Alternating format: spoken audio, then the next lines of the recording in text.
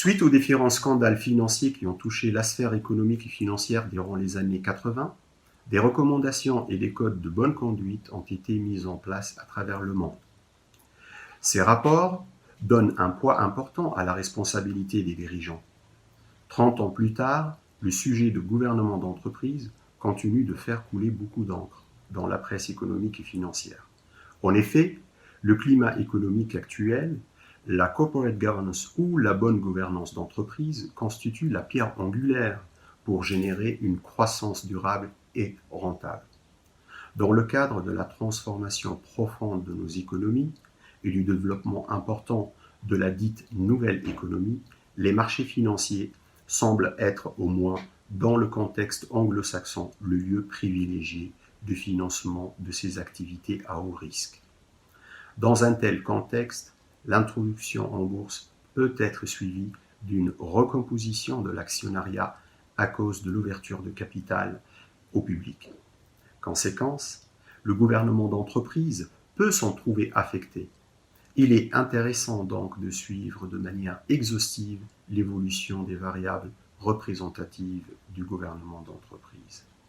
Notre recherche a pour objectif principal de déterminer comment les facteurs clés du corporate governance façonnent la taille du conseil d'administration après l'introduction en bourse.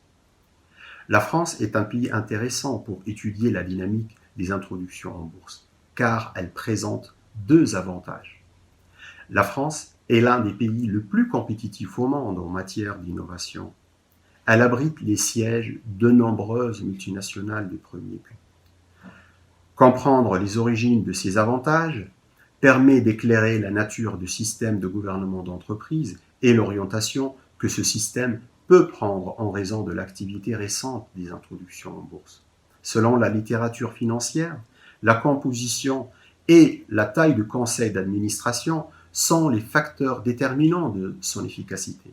Par conséquent, 3 raisons nous motivent pour mener cette recherche sur les déterminants du conseil d'administration après l'introduction en bourse.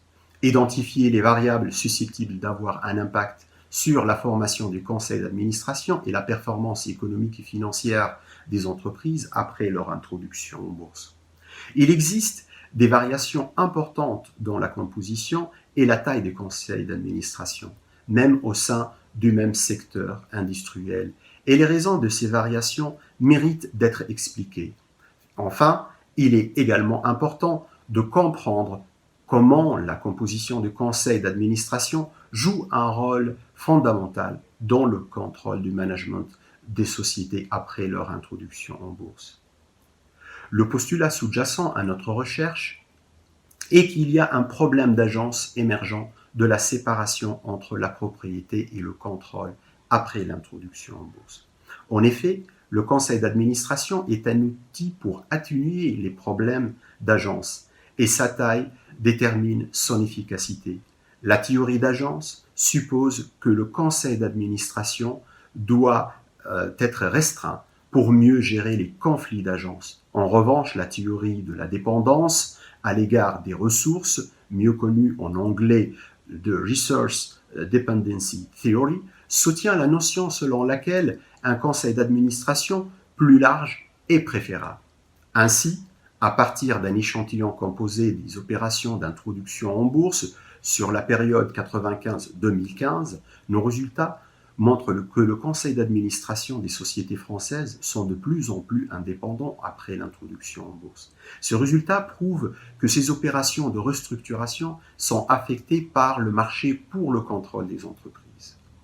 En outre, nos résultats montrent que le conseil d'administration est façonné de manière endogène par des variables telles que la présence d'administrateurs indépendants, des sociétés de capital risque et la dualité du président-directeur général et président du conseil d'administration. Finalement, la taille du conseil d'administration dépend du pourcentage des titres détenus par les dirigeants dans le capital et de la dualité des présidents-directeurs généraux et présidents de conseil d'administration. Merci de votre attention.